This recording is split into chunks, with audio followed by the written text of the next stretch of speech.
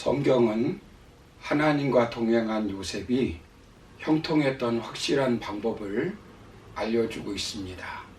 하나님과 함께하는 모든 사람들에게 일관성 있게 적용되는 법칙은 무엇이겠습니까?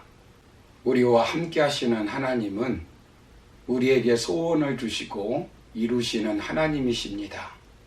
이것은 누구에게나 동일합니다. 소원을 주시고 소원의 항구로 인도하시는 하나님이십니다. 사명을 주시고 그것으로 끝나는 것이 아니라 그 사명을 이룰 수 있도록 인도하시는 하나님이십니다.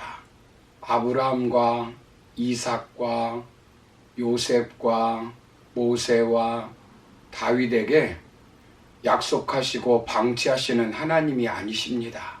그 약속을 평생 동안 이루게 하시는 하나님이십니다. 약속을 붙들고 살아가는 우리에게도 마찬가지입니다. 그렇다면 우리가 각자에게 허락받은 하나님의 약속을 이루려면 어떻게 해야 될까요? 먼저는 어떤 경우도 우선순위로 하나님의 약속에 집중하여야 합니다. 젊었던지 나이가 들었던지 자신이 원하는 대로 되었던지 안 되었던지 질병이 있던 건강하던 실력이 있던 실력이 없든지 어떤 경우에도 개개인에게 주신 하나님이 주신 약속, 사명, 목표를 붙잡고 집중해야 합니다. 연초가 되면 목표를 설정하고 무엇인가 이루기를 원합니다. 그러나 쉽게 포기하는 경향이 있습니다. 그러나 성공적인 인생을 살려면 어떤 경우에도 주어진 사명, 목표, 하나님의 약속을 붙들고 살아야 합니다. 사명을 붙들고 사는 것이 불행으로 병들지 않는 최고의 명약입니다. 붙들어야 할 목표가 있어야 인생은 바로 살 수 있습니다. 세상에서 성공을 이룬 사람들의 과학적 법칙을 기록하고 있는 1만 시간의 재발견이라고 하는 책에 보면 어떤 성과를 이룬 사람들은 구체적인 목표를 세우고 집중하고 피드백, 수정을 거쳐서 목표를 이룬다는 것입니다. 목표를 세우고 집중하는 것이 우선 중요합니다. 핵심에 집중해야 합니다. 잘하는 것, 좋아하는 것, 성과가 있는 것에 집중하는 것도 중요하지만 무엇보다 하나님의 약속에 집중해야 합니다. 때로는 하나님의 약속만 남기고 다 지워버려야 할 때 지워버려야 합니다. 그럴 때는 작은 부정도 초월해야 합니다. 약속에 집중해야 하나님이 원하시는 길을 바르게 걸어갈 수 있습니다. 야곱을 보십시오. 야곱은 인생을 무엇에 집중하는 삶을 살았습니까? 하나님이 그에게 허락하신 것이 무엇입니까? 창세기 25장 23절을 보시면 여호와께서 그에게 이르시되 두 국민이 내 태중에 있구나.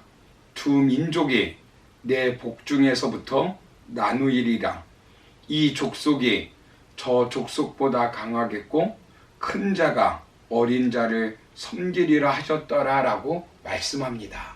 어머니가 아이를 가졌을 때 하나님께서 이미 큰 자는 어린 자를 섬길 것이라고 알려주셨습니다. 하나님은 리브가의 뱃속에서부터 큰아들 에서가 아니라 둘째 아들 야곱이 아브라함의 언약의 계승자가 될 것을 말씀해 주신 것입니다. 태어난 순서는 에서가 먼저 나왔지만 야곱에게 아브라함을 계승할 영적 장자권을 줄 것을 약속한 것입니다. 아마 이 사실을 어머니 품속에서 살았던 야곱은 알았을 것입니다.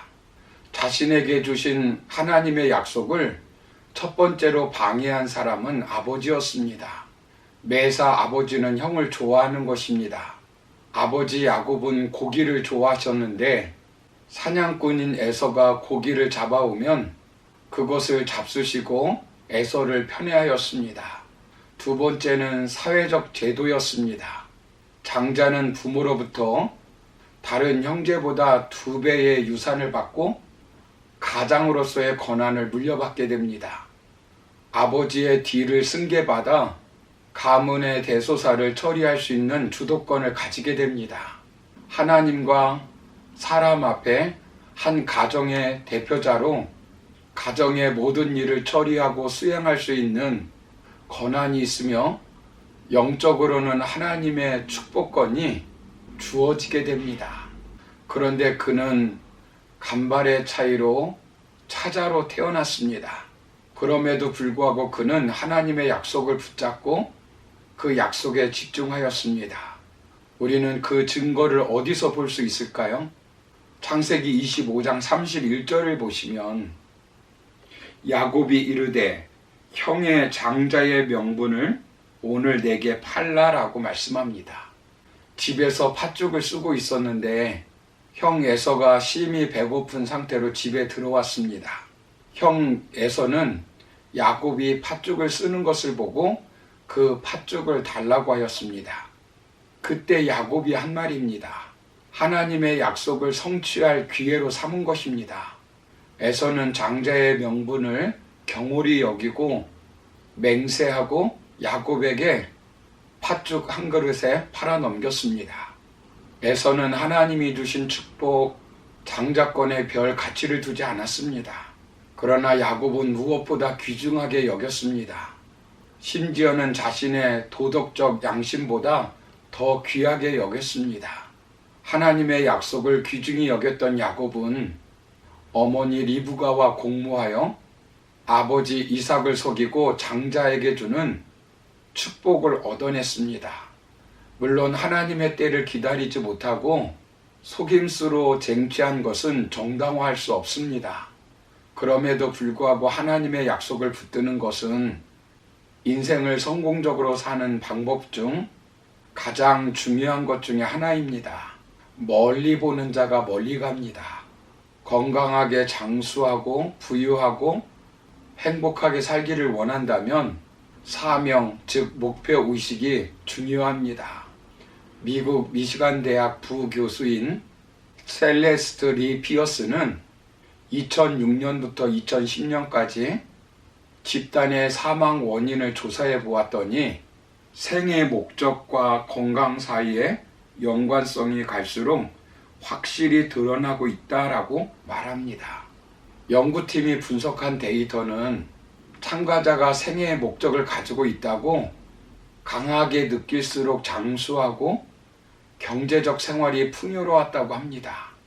1979년부터 1982년까지 하버드 대학 MBA를 졸업한 학생을 대상으로 10년 후를 조사하였다고 합니다. 졸업생 중 3%는 자신이 원하는 대로 성공하였고 10%는 어느 정도 꿈을 이루었고 60%는 그저 그런 삶을 살고 있고 27%는 생활보호 대상자였다고 합니다. 3%는 자신의 꿈을 문서로 가지고 있었고 13%는 문서로 가지고 있지 않았지만 머릿속에 정리된 꿈이 있었다고 합니다. 정리된 꿈을 가진 13%의 사람들의 수입은 꿈이 없는 84%의 수입을 모두 합친 것보다 2배나 많았고 꿈을 이룬 3%의 사람들의 수입은 나머지 97%의 수입을 가진 사람들보다 더 많았다고 합니다. 사랑하는 성도 여러분, 하나님과 함께하는 삶을 통해 성공적인 삶을 살기를 원하십니까? 그렇다면 하나님이 주신 약속, 사명 붙들고 살아야 합니다. 사도 바울은 복음을 전하는 푯대를 삼고 열심히 달려갔습니다. 결국 그를 통해서 땅끝까지 복음을 전하게 되었고 하나님의 나라가 세워졌습니다. 요셉도 하나님이 주신 꿈을 바라보고 달려갔기에 애굽의 국무총리가 되었습니다. 그러므로 각자 우리에게 주신 하나님의 약속, 하나님이 주신 사명 붙들고 삶 가운데 그 우선순위로 그 약속에 집중하고 사명에 집중하는 저와 여러분들의 삶이 되기를 주님의 이름으로 축원합니다. 감사합니다.